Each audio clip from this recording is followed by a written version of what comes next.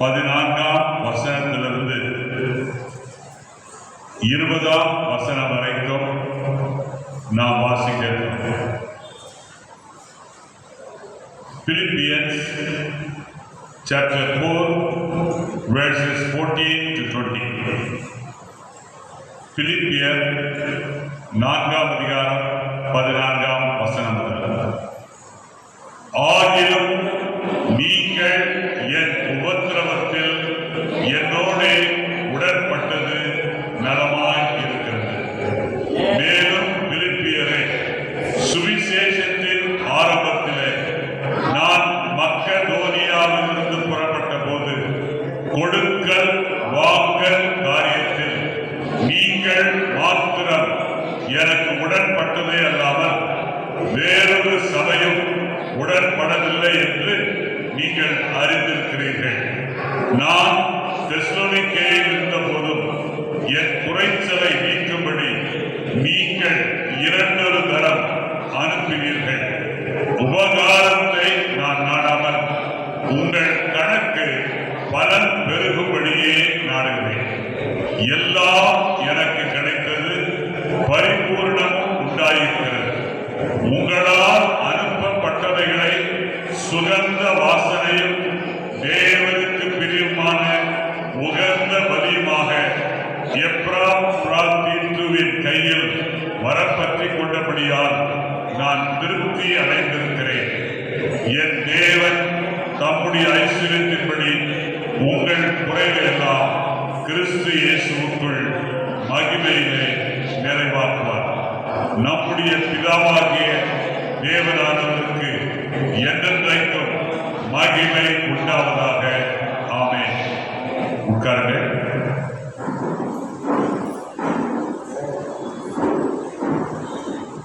நம்முடைய பிதாவாகிய தேவனாலும் கர்த்தராகிய இயேசு கிறிஸ்துவினாலும் உங்களுக்கு கிருபையும் சமாதானமும் உண்டாவதாக. ஆமென். இன்றைக்கு பரிசுத்த ஆவியானவர் மூலமாய் நம்முடைய திருச்சபையாகிய ரேடியன் திருச்சபையாருக்கு அருளப்படுகிற பரலோகத்திலிருந்து அருளப்படுகிற வசனம் பிலிப்பியர் 4ஆம் அதிகாரம் 19ஆம் வசனம். பிலிப்பியர் 4ஆம் அதிகாரம் 19ஆம் வசனம்.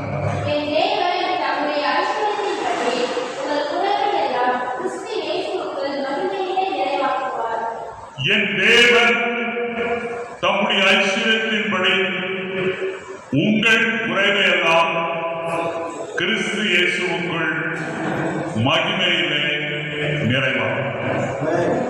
அல்லேலூயா. கர்த்தருக்குள் பிரியமானவர்களே,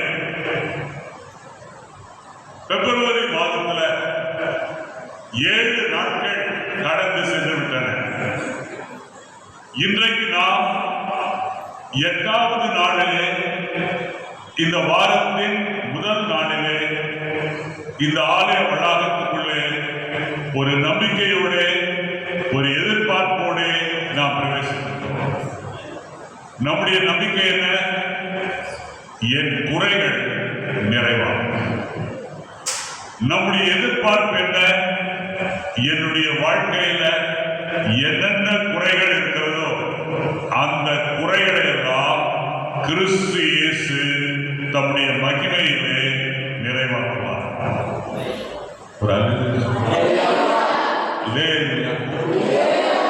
எல்லாரும் கையை உயர்த்தும்பா. கட்டப்பட்ட கைகளை பார்க்கிற, கட்டாத கைகள் எல்லாரும் கையை உயர்த்துவது அல்லையே சொல்லுவாங்க. என் குறைவு சொல்லுங்க. என் குறைவு கிறிஸ்து இயேசுவினாலே இந்த ஆராதனையில நிறைவாகும். அல்லேலூயா, அல்லேலூயா. இது நான் சொல்ற வார்த்தை அல்ல, அங்கிருந்து பரலோகத்திலிருந்து எனக்கு கிடைச்ச இப்ப கொஞ்ச நேரம்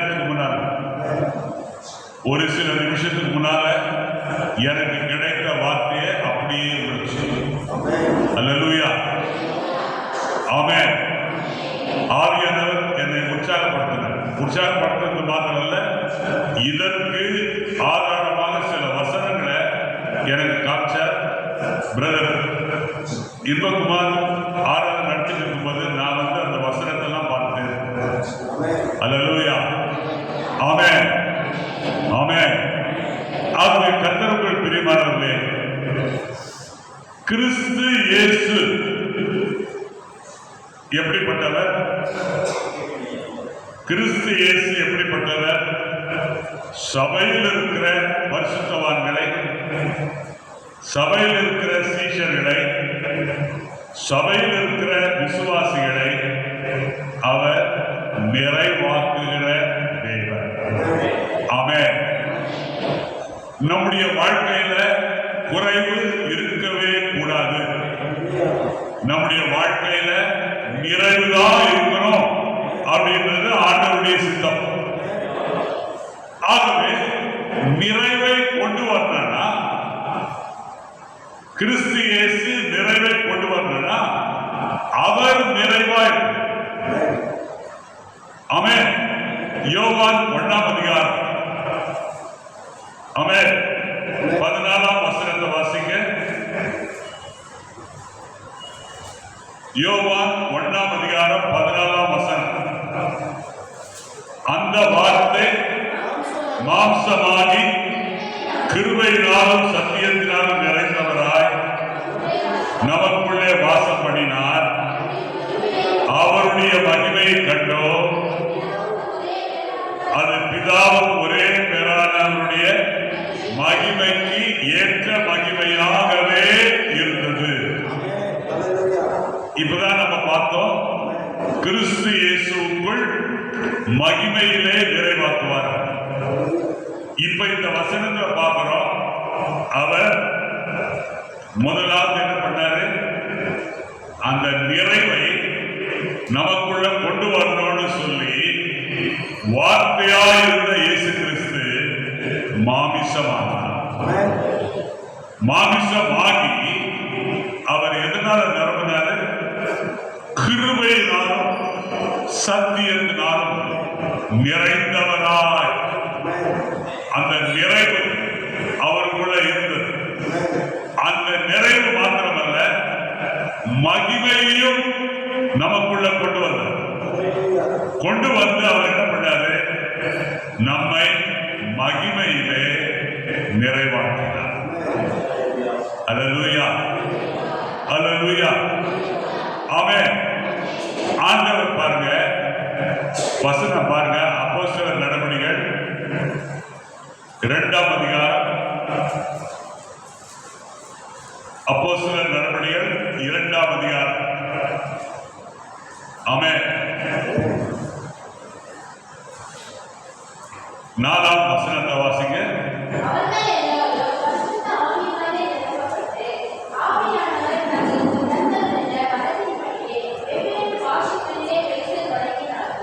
இப்ப பாருங்க, 120 சீஷர்களுக்குள்ள பரிசுத்த ஆவியானவருடைய நிறைவு வந்தது.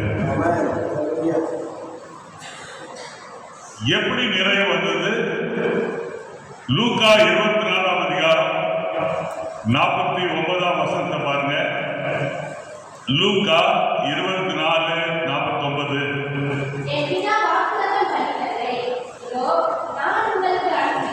பாத்தீங்களா? ஆண்டவர் என்ன பண்றாரு? சீஷர்களுக்குள்ள ஒரு நிறைவை அனுப்பினார். அந்த நிறைவு எது? பரிசுத்த ஆவியானவர். வெறுமையாயிருந்த சீஷர்கள், ஒன்றுமே இல்லா, தேவ பிரசன்னம் இல்லாத சீஷர்கள், இப்ப எல்லாருமே 120 பேரும் பரிசுத்த ஆவியினால நிரப்பப்பட்டாங்க. இதை அனுப்புறவர் யாரு? நிறைவாயிருக்கிற கிறிஸ்து இயேசுவானவர். அல்லேலூயா, ஆமென். இப்ப பாருங்க, அப்போஸ்தலர் நடபடிகள்,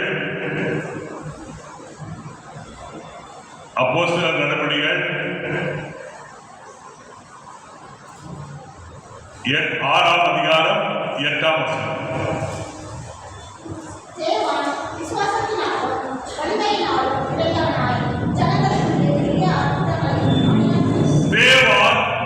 விசுவாசத்தினாலும் வல்லமையினாலும் நிறைந்தவனாய்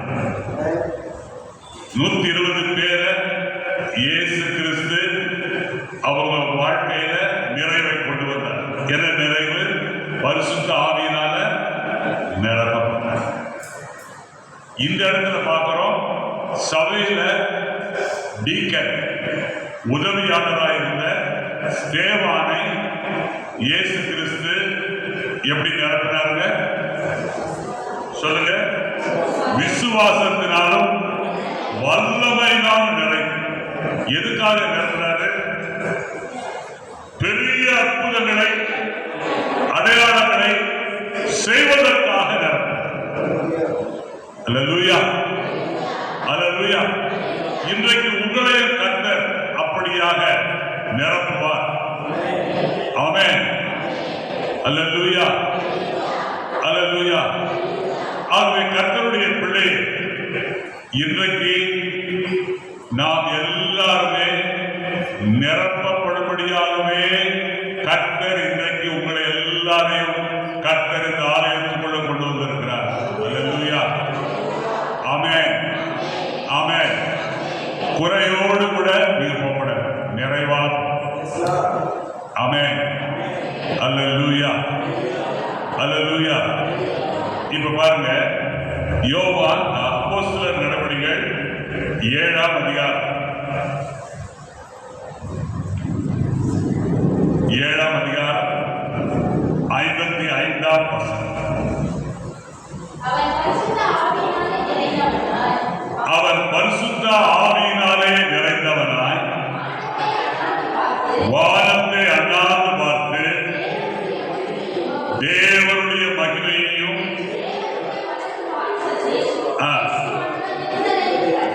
பாருங்க. இப்ப ஒரு மனுஷன் சேவா, அவன் இரத்த சாட்சியாய் கொல்லப்படுகிற வேளையில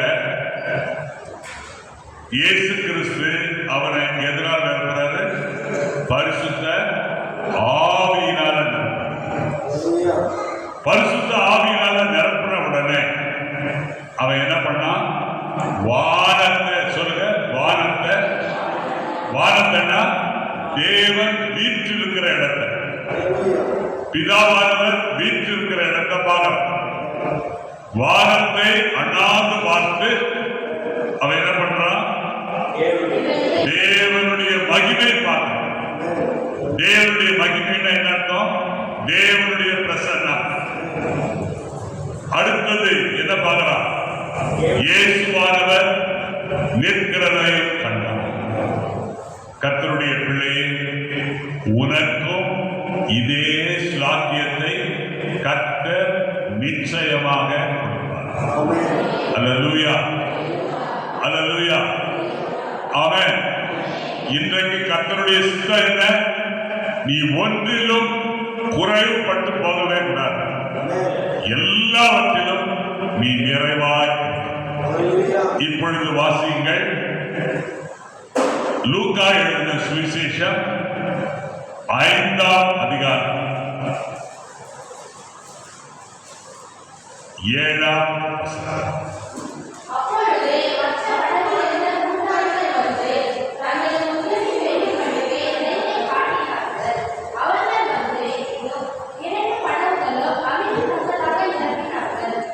இரண்டு படவுகளும் அமிழத்தக்கதாக நிரப்பினார்கள். அல்லேலூயா. கர்த்தருடைய பிள்ளையே, இன்றைக்கு உனக்கு படகு எது? உன்னுடைய வாழ்க்கை. உன்னுடைய வாழ்க்கைதான் படகு. அந்த படகு இன்றைக்கு நிரப்பம். இன்றைக்கு நாம் லூக்கா 5ஆம் அதிகாரத்திலிருந்து சில சத்தியங்களை நாம் பார்க்கிறோம். முதலாவது லூக்கா 5:1 வாசிங்க.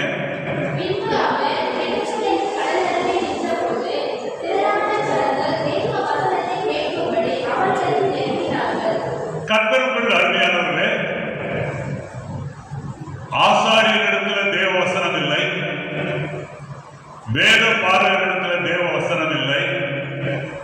ஆனால் தேவ வசனம் யாரிடத்தில் இருந்தது? ஆண்டவராகிய இயேசு கிறிஸ்துவினிடத்தில் இருந்துதான் தேவ வசனம். நல்ல கவனிங்க, தேவ வசனம் நிறைவாய் இருந்தது. ஏன்னா லூக்கா 4ஆம் அதிகாரம் 4ஆம் வசனம், மத்தேயு 4ஆம் அதிகாரம் 4ஆம் வசனத்தில் நம்ம வாசிக்கிறோம், மனுஷன் அப்பத்தினாலே மாத்திரமல்ல தேவனுடைய வாயிலிருந்து புறப்படுகிற வார்த்தையினால பிழைப்பான். ஒவ்வொரு வார்த்தையினாலும் பிழைப்பான். ஆகவே கர்த்தருக்குள் அருமையானவர்களே, கனசரேத்து கடல் அருகே திரளான ஜனங்கள் கூடி வந்தார்கள். ஏன் கூடி வந்தார்கள்? இதுவரைக்கும் அவர்கள் பிழைக்கவில்லை. உயிரோடு இருந்தார்கள், ஆனால் பிழைக்கவில்லை. பிழைக்காததுனால பிழைப்பூட்டுகிற வசனத்தை பேசுகிற இயேசு கிறிஸ்துவினிடம் அவர்கள் வந்தார்கள். அல்லேலூயா, ஆமென். ஆண்டவர் என்ன சொன்னார்னா, நான் சொல்லுகிற இந்த வசனத்தை கேட்டு ஒருவர் கன்மலை மேல் தன் வீட்டை கட்டினார், அவன்தான் புத்தியுள்ள மனிதன். நான் சொல்லுகிற வசனத்தை கேட்டு அதன்படி செய்கிறவனே கன்மலையின் மேல் தன் வீட்டை கட்டின புத்தியுள்ள மனுஷன் அப்படின்ட்டு நம்ம மத்தேயு 7ஆம் அதிகாரத்துல வாசிக்கிறோம். ஆகவே கர்த்தருக்குள் அருமையானவர்களே, தேவ வசனத்தை கேட்கும்படி இயேசுவினிடத்தில் நெருங்கினார்கள். இன்றைக்கு அருமையான கர்த்தருடைய பிள்ளையே, உன்னை பிழைப்பூட்டுகிற வசனம் தான் இன்றைக்கு என் வாயிலிருந்து புறப்படுகிற வசனம். நீ பிழைக்கணும். நீ உயிரோடு இருந்து பிரயோஜனம் இல்லை, நீ பிழைக்கணும். ஆகவே ஆண்டவர் உனக்கு பிழைப்பூட்டுகிற வசனத்தை கொடுக்கிறார். என் வாயிலிருந்து புறப்படுகிற வசனம் ஒருபோதும் வெறுமையாய் திரும்பார். ஆகவே கர்த்தருக்குள் அருமையானவர்களே, இன்றைக்கு ரேடியோ திருச்சபையில் இருக்கிற எல்லாருக்கும் தேவையானது தேவ வசனம். வேத வசனம் அல்ல, தேவ வசனம். வேத வசனம் அவசியம் வாசிப்பதற்கு, ஆனால் தியானிப்பதற்கு என்ன வேணும்? தேவ வசனம். இப்போ 2வது வசனத்தை வாசிங்க. அப்பொழுது கடற்கரையில் நின்ற 2 படகுகள், வாசிங்க சிஸ்டர்.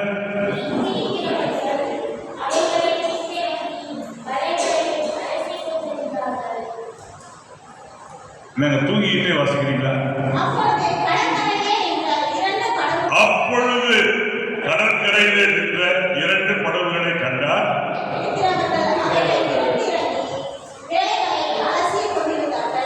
கர்த்தருக்குள் அருமையானவர்களே, மனிதனுடைய வாழ்க்கையை பார்க்கிறவர் இயேசு கிறிஸ்து. இன்றைக்கு இந்த ஆலயத்தில் உட்கார்ந்து இருக்கிறார், உன்னை 2 கண்கள் நோக்கிக் கொண்டே இருக்கிறது. ஆண்டவர் உன்னை கூர்ந்து கவனிக்கிறார். ஆண்டவர் உன்னை கண்ணோக்குகிறார். ஆண்டவர் 2 படகுகளை பார்த்தார். அப்படின்னா என்ன அர்த்தம்? 2 மனிதனுடைய வாழ்க்கையை கர்த்தர் பார்த்தார். அந்த வாழ்க்கை எப்படி இருக்கிறது? மிக பரிதாபமாக இருக்கு. ஆனா 2 மனிதர்களும் விசுவாசிகள். அவர்களுக்குள்ள விசுவாசம் இருந்தது, ஆனால் பிழைப்பு இருந்தது. அவர்களுக்குள்ள விசுவாசம் இருந்தது, நிறைவு இல்லை. ஆகவே அவர்கள் 2 பேரும் என்ன பண்ணிட்டு இருந்தாங்கன்னா, படகை விட்டு இறங்கி அவர்கள் என்ன பண்ணிட்டு இருந்தாங்க? வலைகளை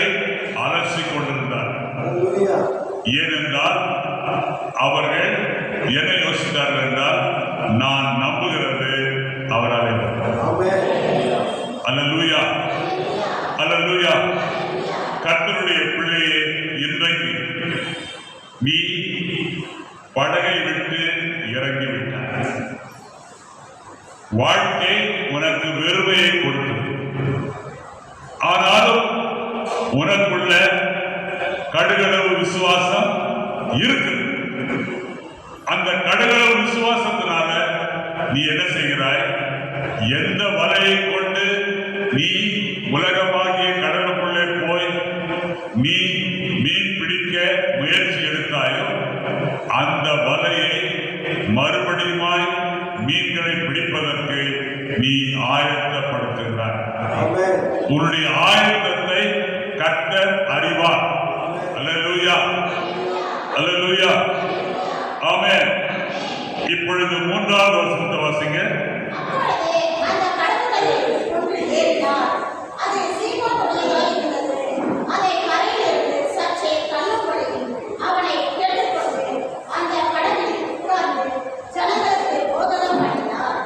கர்த்தருக்குள் அருமையானவர்களே,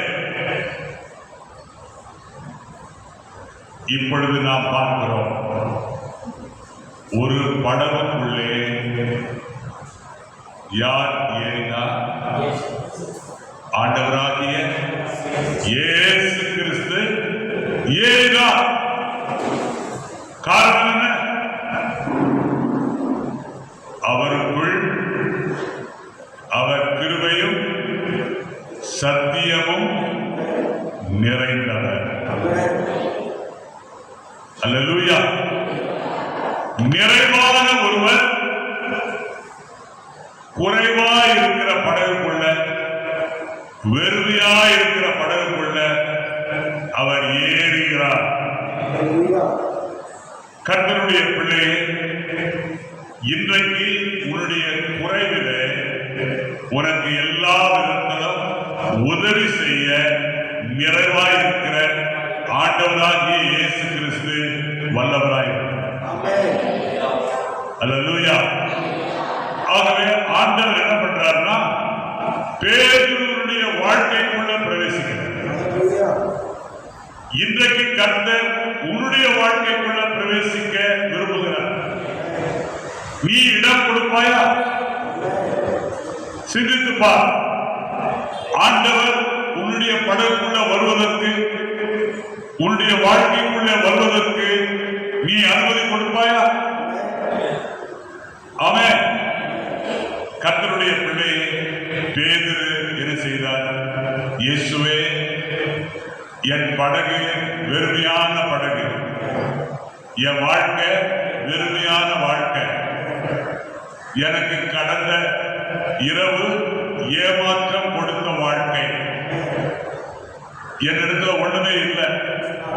நான் இந்த கடற்கரையில 2000 படகு இருக்குது. 2000 படகுல என் படகு வெறுமையா இருக்கிறது. எனக்கு பெருத்த அவமானம். ஆனால் இயேசுவே, என் படகை நீர் தெரிந்து கொண்டீர்கள். யோவான் 15:16 வாசிக்கிறோம். நீங்கள் என்னை தெரிந்து கொள்ளவில்லை, நான் உங்களை தெரிந்து. கர்த்தருடைய பிள்ளையே, இன்றைக்கு இந்த காலை நேரத்தில் உன் படகண்டை இயேசு வந்திருக்கிறார். அல்லேலூயா. உன் படகுக்குள்ள இயேசு பிரவேசிக்க விரும்புகிறார். அந்த படகுக்குள்ள ஏறுவதற்கு நீ அனுமதி கொடுப்பாயா? அந்த இடத்துல பார்க்கிறோம், அந்த படகு சீமோனுடையதா இருந்தது. அந்த படகு யாருடைய படகா இருந்துச்சுங்க? சீமோனுடையதா இருந்தது. சீமோன் என்றால் என்ன அர்த்தம்? கேட்கிறவன். ஆமென். சீமோனுடைய படகு. அந்த படகுல இயேசு கிறிஸ்து என்ன பண்ணாரு? ஏறி உட்கார்ந்து. ஆமென். அது மாத்திரமல்ல, அவர் என்ன பண்ணார்னா, கரையிலிருந்து சற்றே அவனை தள்ளுபடி அவனை கேட்டுக்கொண்டார். ஆமென். அல்லேலூயா, அல்லேலூயா, ஆமென். ஆமென். கர்த்தருடைய பிள்ளையே, முதல் முறையாக கர்த்தருடைய வார்த்தை அந்த படகுல கேட்கிறது. முதல் முறையாக ஒருவேளை இன்றைக்கு தேவ வசனமானது இந்த செய்தியின் வேளையில உன் செவிகளிலே கேட்கலாம். ஆண்டவர் என்ன சொல்றாரு? துக்கம் நிறைந்த கரையிலிருந்து, வேதனை நிறைந்த கரையிலிருந்து, வருத்தம் நிறைந்த கரையிலிருந்து சற்றே அப்புறம் அந்த படகை கொண்டு போ அப்படின்ட்டு சொல்ற. அல்லேலூயா, அல்லேலூயா. கர்த்தருக்குள் அருமையானவர்களே, இப்ப பாருங்க, அந்த படகுல யார் உட்கார்ந்தது? இயேசு. ஏன் படகுல இயேசு உட்கார்ந்தார்? அந்த படகு முதலாவது இயேசுவுக்கு சொந்தமான படகா. அந்த படகின் மூலமாக பிதாவுடைய சித்தம் நிறைவேற வேண்டும். ஆகவே இயேசு கிறிஸ்து அந்த படகுல என்ன பண்ணாருங்க? உட்கார்ந்தார். இன்றைக்கு கர்த்தருடைய பிள்ளையே, உன்னுடைய வாழ்க்கையில இயேசு உட்கார்ந்து இருக்கிறார். யோசனை படிப்பார். இன்றைக்கு நிறைவை கொண்டு வரக்கூடிய நிறைவா இருக்கிற இயேசு கிறிஸ்து உன்னுடைய வாழ்க்கையில உட்கார்வதற்கு நீ அனுமதி கொடுப்பாயா? சிந்தித்து பார். அல்லேலூயா, ஆமென். கர்த்தருக்கு அருமையானவர்களே, உட்கார்ந்து அவர் என்ன பண்ணாருங்க? ஜனங்களுக்கு போதகம் பண்ணினார். என்ன போதகம் பண்ணினார்? ராஜ்யத்தின் சுவிசேஷம். சொல்லுங்க, என்ன போதகம் பண்ணினாருங்க? ராஜ்யத்தின் சுவிசேஷம். ராஜ்யத்தின் சுவிசேஷம் எது? ரோமர் 14:17 வாசிக்கிறோம். தேவனுடைய ராஜ்யம் புசிப்பும் குடிப்பும் அல்ல, அது நீதியும் சமாதானமும் பரிசுத்த ஆவியினால் உண்டாகிற சந்தோஷம். அல்லேலூயா. ஆகவே கர்த்தருடைய பிள்ளையே, தேவ வசனம் எது? ராஜ்யத்தினுடைய சுவிசேஷம். இன்றைக்கு நீ இதை பிரசங்கம் பண்ணுகிறாயா? யோசனை பண்ணி பாரு. ஆமென், அல்லேலூயா. ஜனங்களுக்கு அவர் என்ன பண்ணாருங்க? போதகம் பண்ணினார். அல்லேலூயா. ஜனங்களுக்கு போதகம் பண்ணும்போது சீமோன் பேதுருவுக்கும் போதகம் பண்ணினார். ஏன்னா அந்த கூட்டத்தில் யார் இருந்தது? சீமோன் பேதுருவும் இருந்தார். ஆகவே முதலாவது ஒரு நிறைவை நாம் பார்க்கிறோம். என்ன நிறைவு? தேவ வசனத்தினுடைய நிறைவு. அல்லேலூயா. இன்றைக்கு கர்த்தருடைய பிள்ளையே, உன்னுடைய இருதயம், உன்னுடைய உள்ளம் எதனால நிரம்பியிருக்கிறோம்? தேவ வசனம்.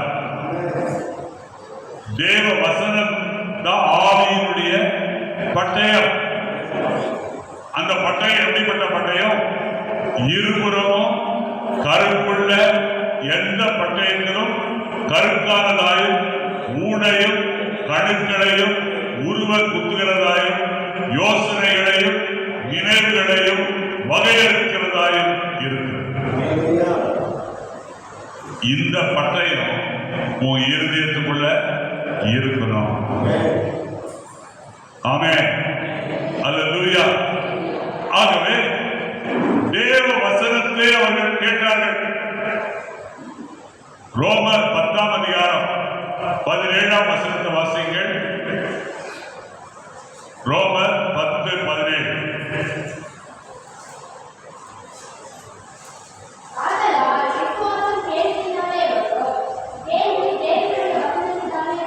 பார்த்தீங்களா? கேள்வி தேவனுடைய வசனத்தினால வசனம். அந்த கேள்வி உங்க எல்லாருக்கும் வந்தாதான் உங்களுக்குள்ள என்ன வரும்? கடுகளவு விசுவாசம் வரும். அல்லேலூயா. கேள்வி வந்தாதான் விசுவாசம் வரும். விசுவாசம் எதனால வருது? கேள்வி. கேள்வி எதனால வருது? தேவனுடைய வசனம். அதனால கர்த்தருடைய அன்பியானவர்களே, திரளான ஜனங்கள், பேதுரு எல்லாருமே தேவ வசனத்தினால நிரப்பப்பட்ட பொழுது அவர்களுக்குள்ள கேள்வி வந்தது. கேள்வி வந்ததுனால அவங்க எல்லாருமே கடுகளவு விசுவாசம் உடையவர்களாய் மாறிவிட்டார்கள். அல்லேலூயா, அல்லேலூயா, ஆமென், ஆமென். அப்போ பேதுருவுக்குள்ள முதல் நிறைவு என்ன? முதல் நிறைவு நிறைவாயிருக்கிற இயேசு கிறிஸ்துவினுடைய பிரசன்னம். இரண்டாவது நிறைவு பேதுருவுக்குள்ள என்ன வந்துச்சு? பேதுருவுக்குள்ள வந்த நிறைவு என்ன? தேவ வசனத்தினுடைய நிறைவு. ஆமென். இப்ப மூன்றாவது ஒரு நிறைவு வரப்போகுது. அடுத்த வசனத்தை வாசிங்க. லூக்கா 5:4.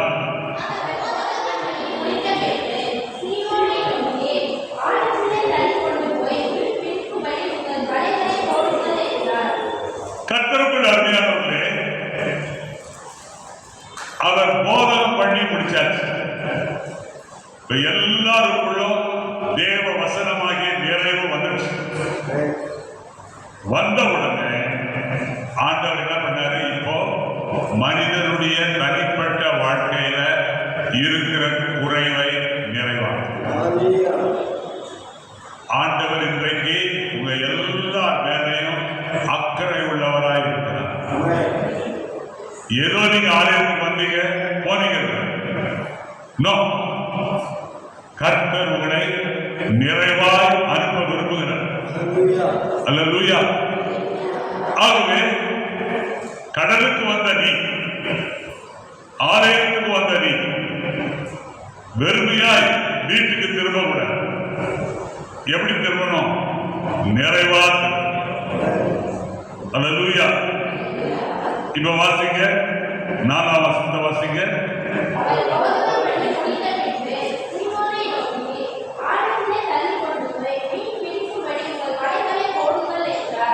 பாருங்க, இப்ப பாருங்க,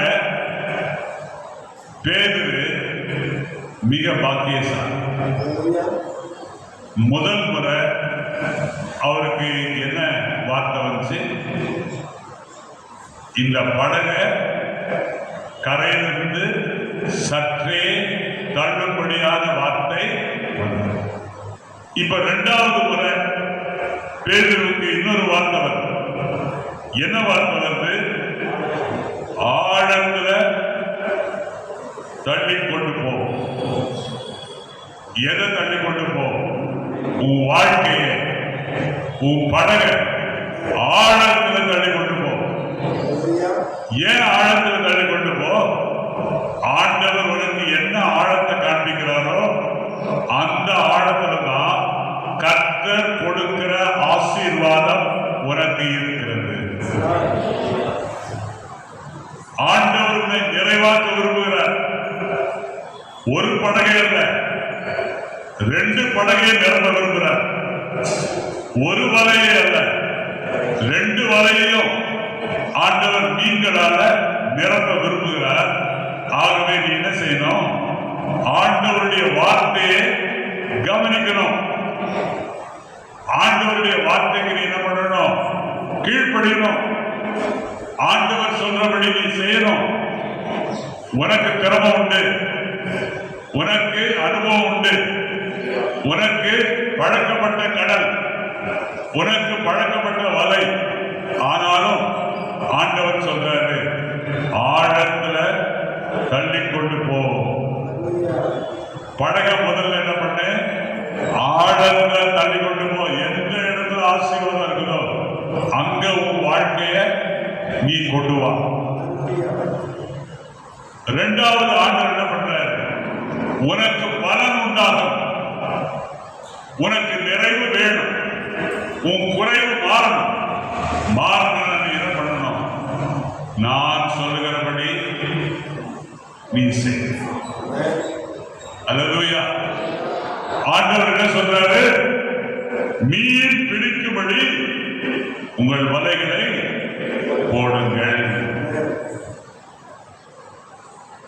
ஆண்டவர் என்ன சொல்றாங்க? மீன் பிடிக்கும்படி உங்கள் வலைகளை போடுங்கள். பேதுரு, யோவான், யாக்கோபு எல்லாருமே இந்த வார்த்தையை தங்களுடைய காதுகளில் கேட்டாங்க. கேட்ட உடனே அவர்களுடைய சிந்தனை, அவர்களுடைய எண்ணத்துல ஒரு அபிப்பிராயம் தோன்றியது. என்ன அபிப்பிராயம்? இந்த நேரம் மீன் பிடிக்கிற நேரம் அல்ல. இந்த நேரம் மீன் பிடிக்கிற நேரம் அல்ல. இந்த நேரம் நடுப்பகல் 12 மணி.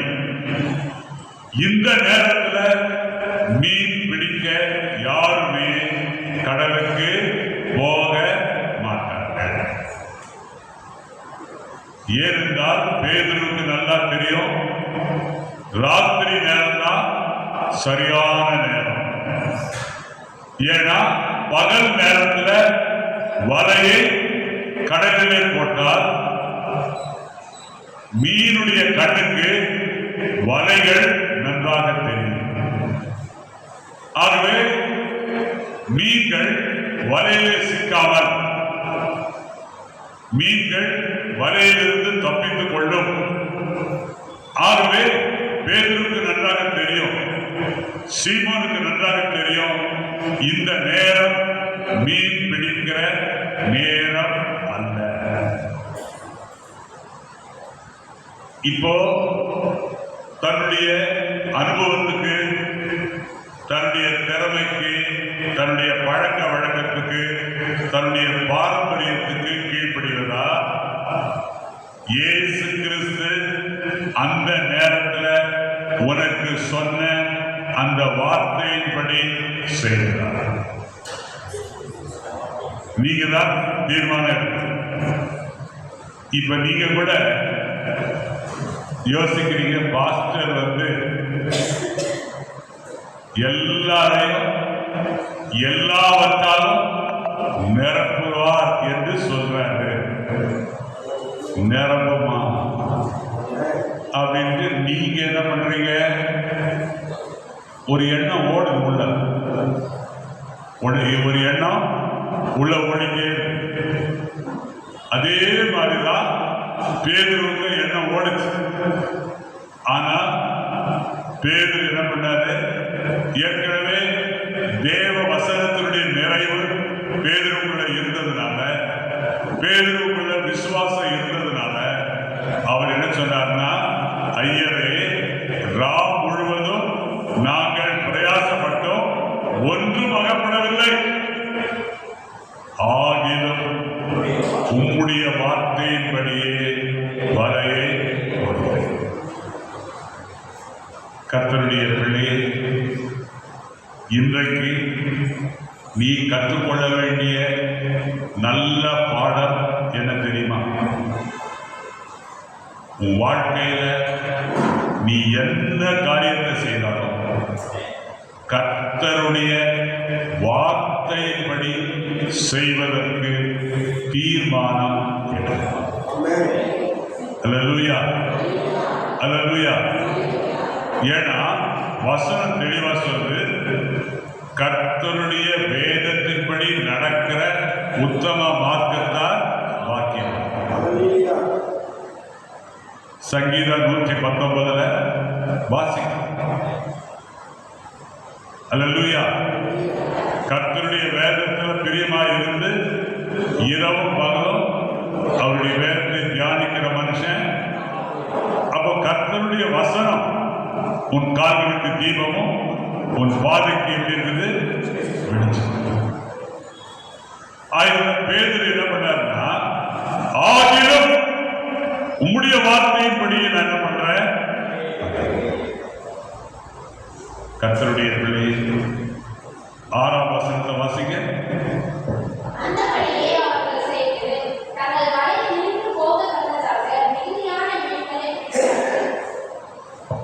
கர்த்தருக்குள் அருமையானவர்களே,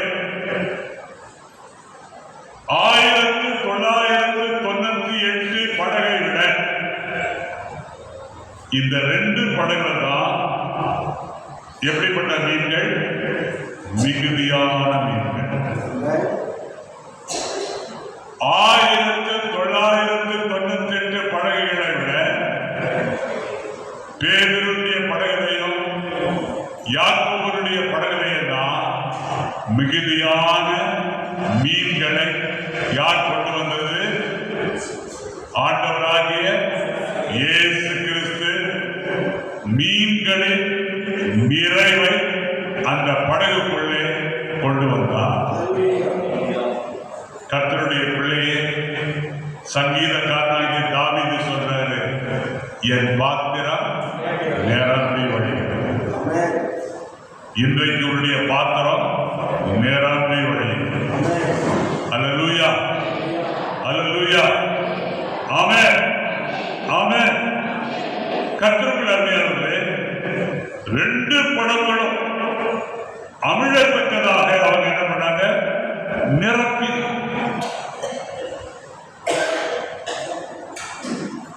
பேதுருடைய வாழ்க்கையில இத்தனை ஆண்டு காலம் அவன் பூமியில வாழ்ந்திருக்கிறான்.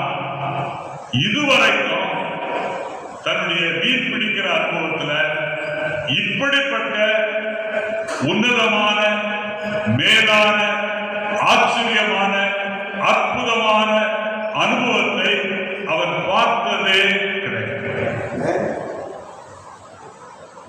எபேசியர் 3ஆம் அதிகாரம் 20ஆம் வசனத்தை வாசிங்க. எபேசியர் 3:20. நாம் வேண்டிக் கொள்கிறதற்கும் நினைக்கிறதற்கும் மிகவும் அதிகமாக, பார்த்தீங்களா, ஆண்டவர் நீங்க நினைக்கிறதற்கும் நீங்க யோசிக்கிறதற்கும் மிகவும் அதிகமாக தம்முடைய வல்லமையின்படியே உங்களுக்கு செய்ய இந்த நிமிஷத்துல வல்லமை. அல்லேலூயா, அல்லேலூயா, ஆமென். இந்த இடத்துல வாசிக்கிறோம். ஆமென். இப்ப பேதுரு என்ன பண்றாருன்னா, நான் பாவியான மனுஷன், நீர் என்னை விட்டு போகணும் அப்படின்னு. காரணம் என்னன்னா, இதுவரைக்கும் தன்னுடைய வாழ்க்கையில இத்தனை திரளான மீன்களை அவன் பிடித்ததே. அல்லேலூயா, ஆமென். இப்ப நீங்க பாக்குறீங்க, பேதுரு யாக்கோபு 2 பேருமே இயேசு சொன்னபடியே வலை எழுதப்பட்டாங்க அந்த கடலுக்குள்ள. ஆமென், ஆமென். எத்தனை மணிக்கு போட்டாங்க? நடுப்பகல் 12 மணிக்கு போட்டாங்க. ஆனா அந்த படகு, அந்த வலைகளுக்குள்ள எப்படி திரளான மீன்கள் வந்தன?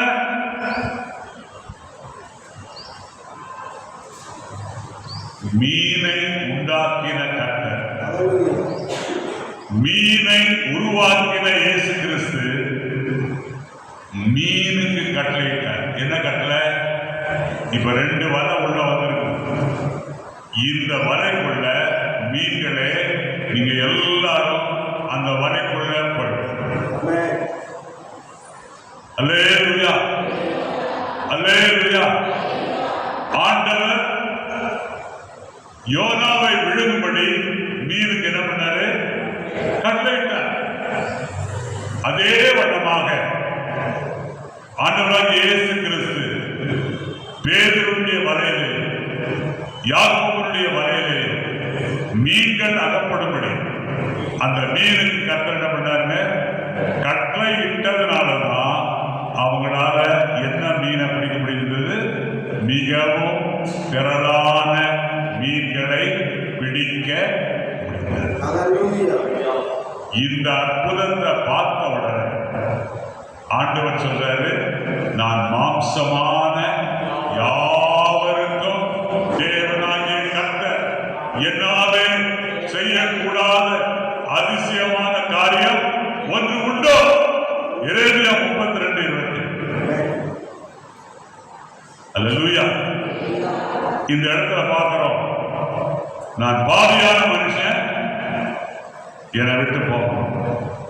காரணம் என்னன்னா, திரளான மீன்களை பேதுரு பிடிச்சதுனால அப்படின்னு சொன்னாங்க.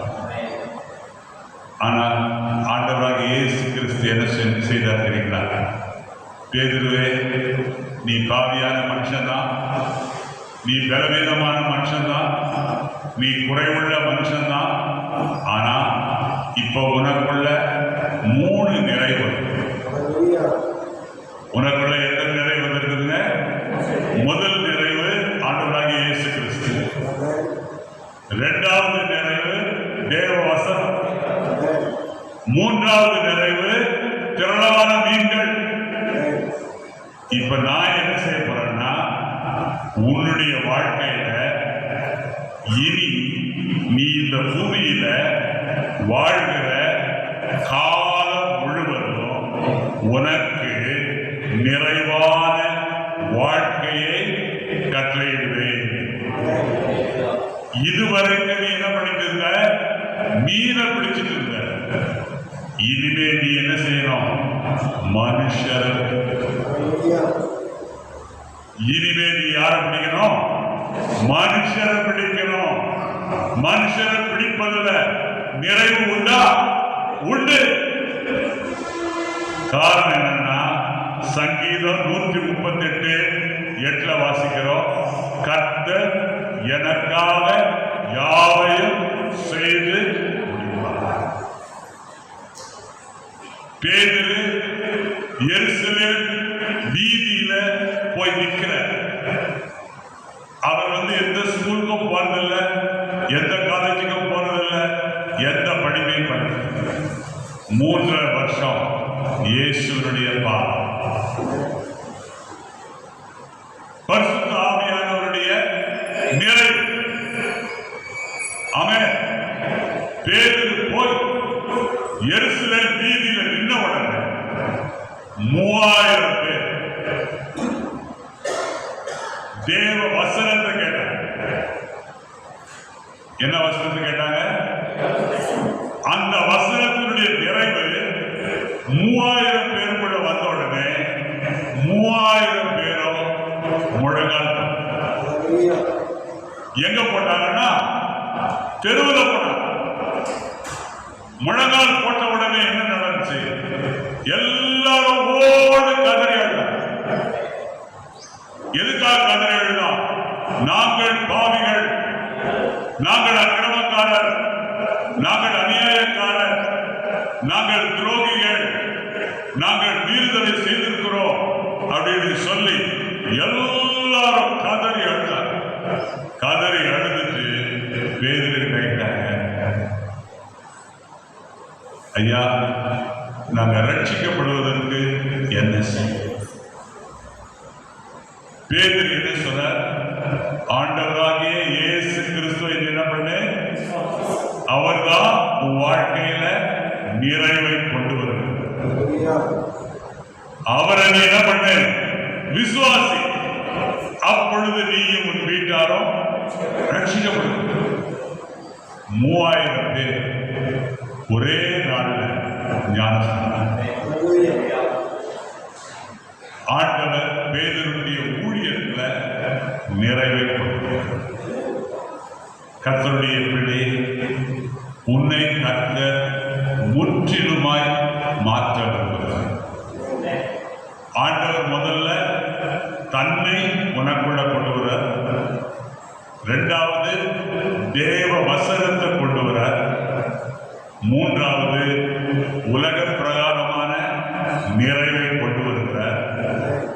கொண்டு வந்த உடனே ஆண்டவர் என்ன செய்யறாருன்னா, நிறைவோடு நீ இருக்கிற இல்லையா, இப்ப நிறைவோடு இருக்கிற இல்லையா, உன்னுடைய ஊழியத்துல உனக்கு என்ன வேணும்? நிறைவு. நீ தகுதியற்றவன் தான், நான் உன்னை தகுதியுள்ள பாத்திரமாய் மாற்றேன். அல்லேலூயா. ஆமென். பேதுருவை கர்த்தர் என்ன பண்ணாருங்க? உயர்த்தினார்.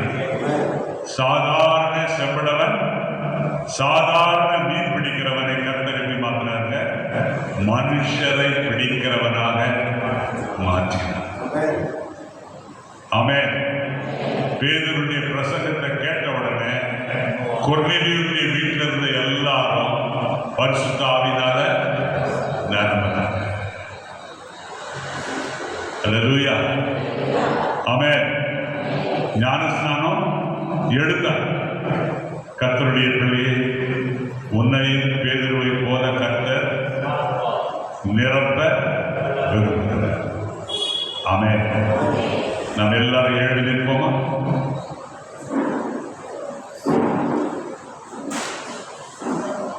பிலிப்பியர் 4ஆம் அதிகாரம்